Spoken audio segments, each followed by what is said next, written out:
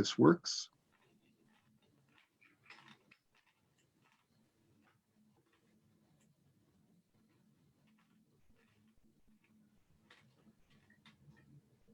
All right, we should be live now.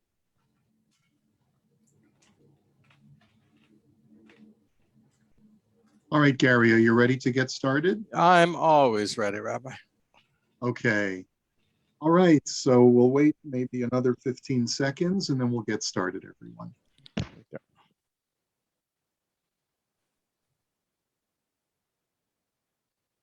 Gary, there's supposed to be a fireplace behind you. Well, I was wondering, I thought the Rabbi Kropkin was providing the fireplace and I was providing my background, but who knows?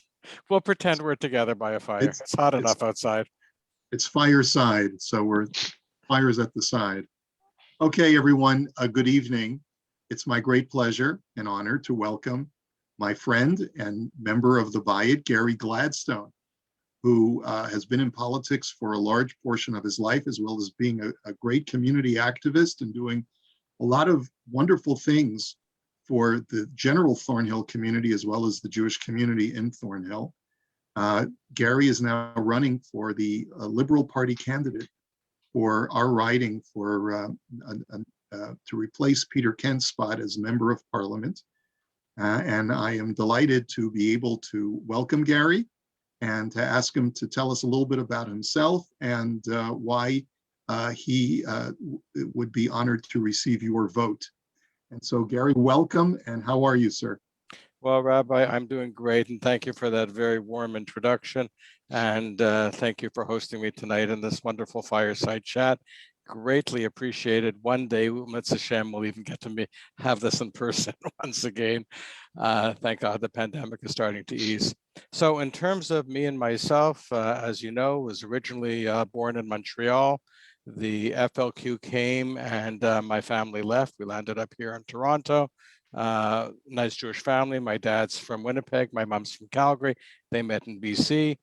And throughout, starting, I guess, with BBYO as a youth, I've always been involved in the Jewish community. And shortly after university, I graduated with a Bachelor of Math and Computer Science from University of Waterloo. I was chartering president of Maven Lodge of B'nai B'rith Canada, and then was on the BBYO board. And again, while working in computers, and then a little bit working at my parents' costume jewelry business, Molly Gladstone Accessories, and always involved in community work. And then one day, I'll never forget, I got a phone call from Rabbi Yonah Shore of the Shmuel Zachavi Cheder Chabad, who said, Gary, we need your help in fundraising.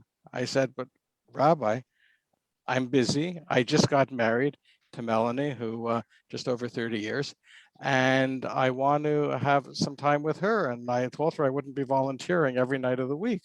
And he said, no, we're going to be paying you. And that was how I started my professional fundraising career, and worked for many organizations on staff. And then about 13 years ago, I started my consultancy, where small business, Gladstone Consulting, helping charities and nonprofits with their fundraising and raising their profile.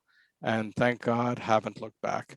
Have two wonderful boys, Simon and Ryan, lived in Thornhill for the past 25 years in various parts of the riding, both on the Markham side and on the Vaughan side. And politics, it basically started as we started building our family and settling in Thornhill, realized that voice was important. And I started out just over 20 years ago on Eleanor Kaplan's campaign. And I've been with Liberal Party ever since. Big tent party, obviously with my work in charities and nonprofits. As you well know, I'm now in charge of stakeholder relations for RENA, helping those with developmental disabilities and seeing the impact that we've been able to have. It's wonderful. You know that the new Lou Fruitman RENA residence is about to open on Clark, which I had a significant... Tell us a little bit about that, Gary, because I think that's a really great accomplishment, what you've been able to help with. Yeah, no, thank you. So it all started about 5 years ago when I started with RENA, and in charge of stakeholder relations, very important working with the new Liberal government to make sure they understood who and what those with developmental disabilities were and the extreme need for housing. So with the work that I did with RENA and many other incredible organizations, we got into the National Housing Strategy, recognized that those with developmental disabilities are a vulnerable population that needs tremendous help with housing.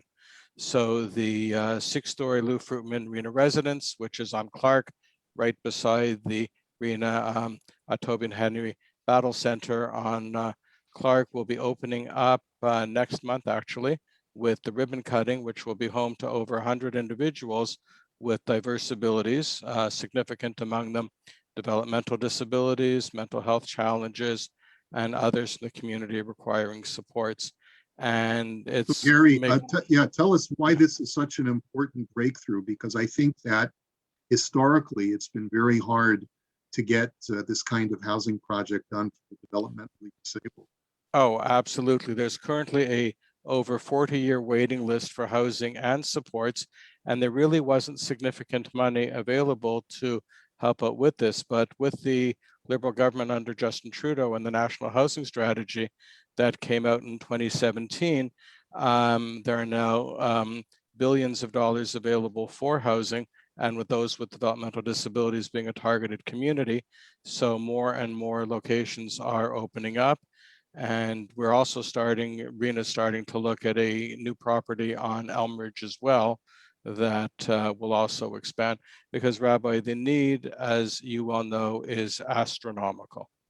Of course, absolutely. And the truth is that, this is a tremendous project of chesed, and what would take a huge amount of community resources in charity dollars in order to get off the ground.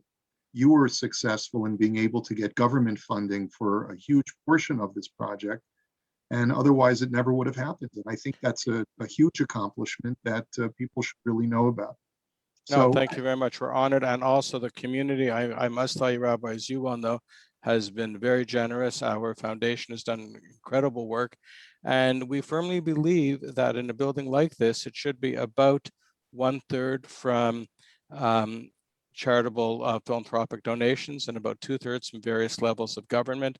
We worked hard with York Region and with the City of Vaughan as well, and they waived whatever charges they could.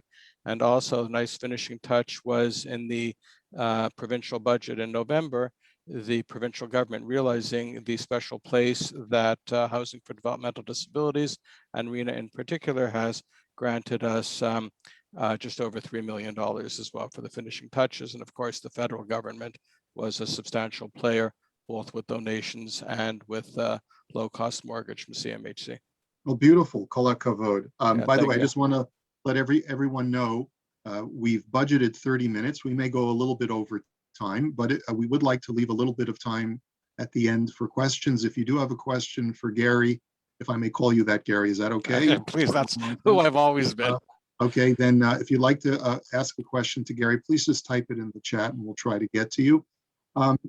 Gary, tell us, how did you get involved with the Liberal Party per se? I mean, I must say, I'm an American, so all of this is foreign to me, but coming to Thornhill, I noticed that a large, if not the percentage, if not the majority of the shul leans more to the right than to the left. And I'm just curious how you got involved with the Liberal Party.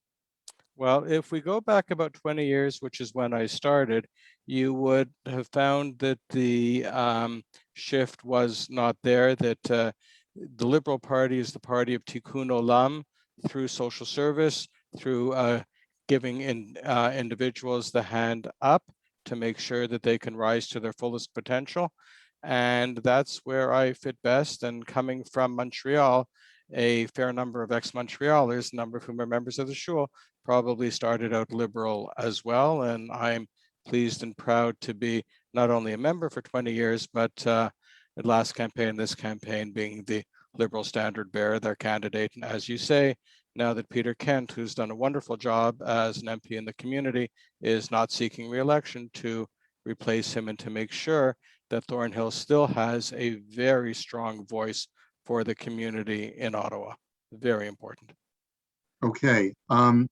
Now, I guess there are, from what I've been hearing, because I try to follow Canadian politics, although, I also, try to avoid, I don't spend too much time with Canadian politics, nor do I spend too much time watching paint peel on the wall. So that's a little bit of a joke, but the question that I would have for you is, based on, it's sometimes very difficult to know whose domestic policy, which party has the better domestic policy. And I would ask you to address it. I would ask you to reflect upon the past year and a half during COVID, when we've been under a Liberal government, how the Trudeau government has done, and what you would do to help support the Trudeau government in providing improved services to your constituents. And then the second part of that question, that really goes to more of the domestic issue. And the second part of the question, as you probably know, the Conservative Party under Stephen Harper was extremely supportive of the state of Israel. And the Trudeau government is supportive, but I wouldn't say has gone to the same degree as the Harper government. And what would you do as the Jewish voice, as a very Zionistic Jewish voice in the party? What would you do to further or to advance the cause of Canada supporting Israel?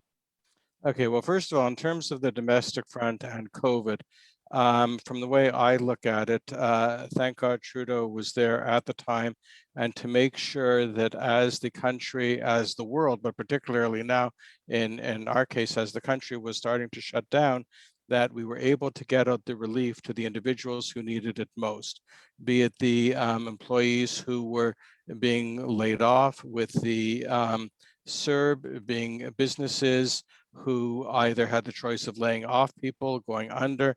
The Government of Canada came out with the CEWS program, the Canada Emergency Wage Supplement. And these programs came out in record time.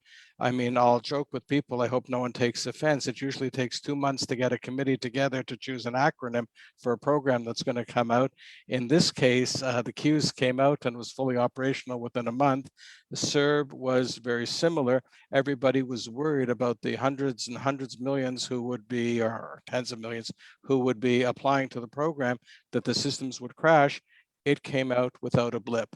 For those who don't know what CERB is, could you just explain that, please? Yeah, the Canada Emergency Relief Benefit for those who were laid off of work to get income so that they would have to live, to pay their rent, to help pay their mortgages, et cetera, a very quick way, because unemployment insurance was not in a position to handle so much of an input so quickly. It just couldn't. We knew that there would be some errors and mistakes as the programs were rolling out so quickly, but the decision was made to help the middle class quickly and to make sure that the programs got out for the middle and lower class so that everyone would be well taken care of, which from all counts, they certainly have been. There were some issues with the emergency wage subsidy program, and you're talking about what can I do for my constituents? I've received countless calls from individuals, from institutions, of issues that they've had because the programs came out so quickly. And one of them had to deal with faith-based schools all of a sudden found themselves ineligible for the wage subsidy program, which of course was devastating to them. And many people across all races and faiths were speaking with various individuals in Ottawa, their local MPs, et cetera, as did I. And by no means did I do it by myself. Please, I would never take that credit. But part of pushing the boulder up, a few days after I was alerted to the problem, I then got a call back that said, not to worry, Gary, all the faith-based schools will be eligible for CEWS if they meet all the other requirements. There were some, I got a phone call from Hatsala that individuals had missed a flight, or their flight was delayed rather coming. I can't remember if it was from Florida or New York, on their way to Israel. And they landed just before Shabbos and they couldn't get to Israel. And they were afraid that they were going to be either quarantined for 14 days, they didn't know how or where, or would have to stay in the transit lounge. at the airport until Motzei Shabbos when they could get out. Thank God I was able to get in touch with the appropriate people, and then found out that they were put up in the hotel connected to the airport for 2 days, like over Shabbos, and then were allowed to leave directly. So in terms of what can be done to help the community, I've always been there, always have, and always will. In terms of the Liberal Party's support for Israel, anti-BDS, anti-Semitism, I would tend to differ with you. Between Harper and Trudeau, or even from Paul Martin to Stephen Harper to Justin Trudeau, Canada's official policy has not changed one iota. In terms of UN votes, I just want to read some percentages that I think people were very interested in. Under Paul Martin, Brian Mulroney is where the change started, where 19% of motions against Israel were not being supported by Canada. Then Stephen Harper, as you say, took an incredible leap, and thank him for that, where 61% of resolutions that were one-sided against Israel were voted against the resolutions themselves in support of Israel. The Library of Parliament did some research and determined that 87% of resolutions that singled out Israel under the Trudeau government, the Trudeau government has voted against those resolutions and in favor of Israel. So the number has actually gone up. I'm very pleased and proud. When Justin Trudeau was leader of the third party in the opposition, McGill was undergoing huge problems with BDS, and he took to Twitter and he took to every platform possible to say, this is inexcusable, anti-BDS, 100% in support of Israel and the Jewish community. And actually Paul Bronfman took him to Israel just before, either just before or just after he became an MP, and fell in love with the country and has been very supportive since. During the 2015 and 2019 campaign, when the Prime Minister had many town halls, many times, many more than I would have liked to have seen, people brought up, how can you be anti-BDS, Israel this and Israel that? And the Prime Minister spoke eloquently and passionately on why he was anti-BDS and fully supportive of Israel, which is carried on during the war of last 11 days. Thank God ceasefire is in place right now.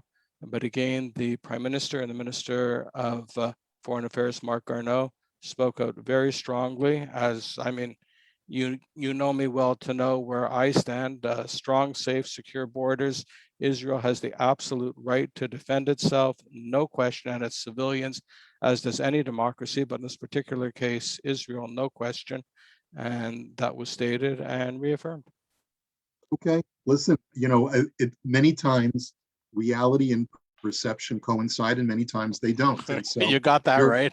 So you're basically, I would invite our viewers and our listeners to do their due diligence, to do their research independently and see if their conclusions are the same as Gary's or not. I wanted to also ask you, certainly I think that there is a very legitimate concern, not only in Canada, but worldwide. We're seeing it in the United States and throughout Europe, a rising tide of anti-Semitism. Tell us what you feel the Trudeau government is. I mean, first of all, this is not, by the way, this is not a referendum on Trudeau. The purpose of our conversation is not to defend everything that the Trudeau government does. I don't want you to feel that you have to defend everything. But I just wanted to ask if you could please reflect on the rising tide of anti-Semitism in Canada, what you feel your party is doing or will be doing, and how you can be a part of that effort to stem the tide of anti-Semitism. So first, let me start with the blanket statement that I don't have to convince everybody on this call. Anti-Semitism is deplorable. Anti-Semitism is disgusting. Anti-Semitism brings down everybody. And when there is anti-Semitism, it's the canary in the coal mine, and we have to stop instantly and make sure that people understand what it is they're doing, what it is they're saying, and how they're saying. Hate of any kind is abominable. Going back to my work with B'nai B'rith League for Human Rights, both as a chartering president of Maven Lodge and after. I work with Indigenous communities. I handle fundraising for the Kenora Chiefs Advisory and what just happened out in Kamloops. Asian hate of any and every type is deplorable. In terms of anti-Semitism directly, well, as I indicated, the Prime Minister has spoken out in various ways and forms, as I will always do. And in terms of what difference can I make, the community needs to send a strong voice to Ottawa to make sure that there is one more pro-Israel voice in the Liberal Party, in government at large, and as another strong voice to make sure that we curb anti-Semitism. Liberal Party brought forth an anti-BD, or supported rather and passed the anti-BDS resolution almost as soon as they took power in 2015. The Trudeau government adopted IRA, the International Holocaust Remembrance Alliance definition of anti-Semitism, recently passed, I think last year, the year before, some hate crime laws, and it's looking at using those. And whatever can be done must be done, because anti-Semitism has no place in Canadian society. And when I look at the screen of people here who are on viewing, a number of them come from families that fled violence, that fled the pogroms in Russia and Poland, my grandparents being among them. And it's essential that Canada once again be the incredible place for the Jewish community, and we have to make sure that nothing impedes that. Do you feel the Trudeau government has sufficiently addressed the most recent spate of anti-Semitism as a result of the war in Gaza? And if yes, please point to what has been done, and if no, what would you suggest still should be done by the government? Well, so on the point of yes, the Prime Minister has indicated on social media on more than one occasion that anti-Semitism is deplorable, that must stop. I know that MPs in significantly Jewish ridings have reached out to community organizations and have had many discussions. I know that my friends at Friends of Simon Wiesenthal, B'nai B'rith Canada, and CJA and UJA have all been in touch with the government at the highest levels, bringing forth what they feel needs to be done. And we will do, and I will, should I be fortunate to be the MP for Thornhill, will make sure that those views are carried forward. And I have spoken with many of my colleagues in the party as well to make sure they understand what it means and how detrimental it is to all. Okay, well, thank you for that, Gary. Let's talk a little bit about, and I'll open up the floor to questions very shortly. If anyone has a question, please feel free to type it in the chat. Gary, what do you feel that the residents of your riding in Thornhill, what should we be looking forward to for over the next 5 to 10 years as our community continues to grow, whether it's under your leadership or someone else's leadership? What would be the things that you would want to make sure under your leadership? What would you want to make sure is secure for the community's safety and growth and well-being? I know that you and I have spoken about the new subway extension that will be coming through, and whether there'll be a stop in Thornhill or not. There better be. And I'm sure that you would be a strong advocate for that. But tell us, talk a little bit about the subway extension. What else should we be looking forward to? I know that there's a lot of concern about the rapid growth in this area and what it might do to traffic impact and all of these other things. Please. Absolutely. So I have to tell you, I've been a very, very strong advocate of the subway up north and couldn't understand why it had taken so long to get this far. And thank God the Prime Minister about 2 weeks ago, maybe 3 weeks ago, what have you, put forth another $2.24 billion in order to finish the subway up to Richmond Hill. I could tell you that the week before he made the announcement, I had a phone call with him, and I said, the Prime Minister, the most important thing in Thornhill right now is the subway. He said, yes, he understood. Very true. We had the conversation. I brought it to him. A week later, Minister McKenna announced the funding of the 12 billion across the GTA. Trust me, again, I don't think my call sped it up, but to make sure to bring forth. So the subway, and it's not only the subway itself, but it's the way that the federal government under Justin Trudeau deals with and speaks with the municipalities. It's solid funding over multiple years, not one-offs, and dealing direct for that which they need, which was the first when the Liberals came to power, and now is the way things are going nicely. So the subway is of prime importance, and we need it because of the increased density we're going to have from the developments at Yonge and Steeles, up at Langstaff, et cetera. And all I can say is, there better be a subway stop in Thornhill, because now the route unfortunately is all provincial, but I will be there to advocate every step of the way with the community to ensure that the community's wants are taken care of. Next, the Canada Child Benefit brought out by the Prime Minister, which has raised hundreds of thousands of children out of poverty. That's going to stay and will be implemented and supplemented nicely by the daycare and the subsidies for daycare, both of which have helped the community tremendously. And I know of many, many families in Thornhill, who, particularly those with large families, where that has been a tremendous benefit. Seniors funding from the last budget was announced of the OAS and special COVID relief for those 75 and up is also crucial. We need to take care of our seniors.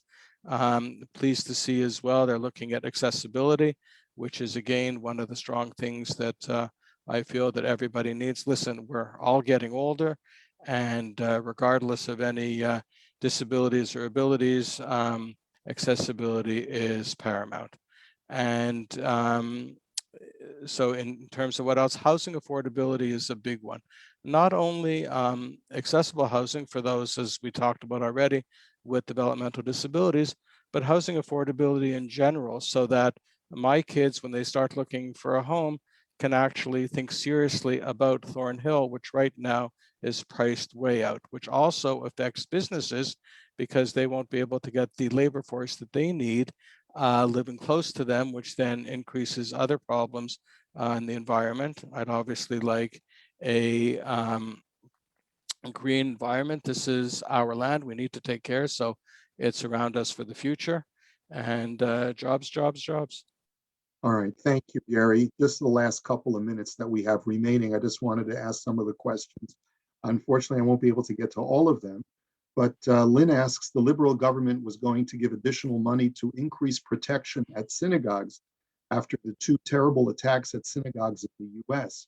Can you talk more about this and reflect upon it? And then the second question from Harriet and Saul is, when will Trudeau move the Canadian embassy to Jerusalem? If you could address those 2 questions. Absolutely. So the first, in terms of security, the federal government has had the security infrastructure program for many, many years, which is specifically designed to provide security systems, alarms, etc. The Shul has made use of those funds. Trudeau government has increased 4-fold the funds, and we're just waiting for disbursements from the last batch. So the funding for that has increased, and more things have been covered as a way to combat hate crimes. It's a shame, but over the last number of years, again, Rabbi, it's no surprise to you, the Jews and Jewish community are #1 in hate crimes across the country. And again, that's something that everyone is working at. So first of all, Saul, long time no see. As we're talking about Rena, Saul is really the grandfather of Rena, no ifs, ands, or buts. And Rena wouldn't be where it is today without the leadership and guidance that Saul and many others had given for many, many, many years. And the community owes him a huge debt of gratitude. In terms of moving the embassy, I firmly believe that as part of a peace process and negotiated settlement, that that could very well be the case.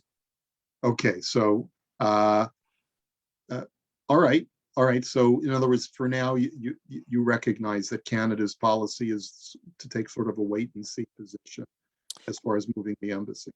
That's correct. And when Prime Minister Harper was in power, I'll just remind everybody that when he was Prime Minister for 10 years, the embassy didn't get moved either. Right. Okay. Couple more questions.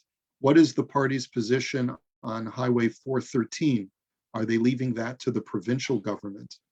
Well, actually, recently, it was determined that they would need a federal environmental assessment as opposed to a provincial environmental assessment. So I believe that is now ongoing, and they will come through with the environmental assessment and determine what the impact on the environment will be, what the pros and cons are, and then we'll make an appropriate decision at that point in time.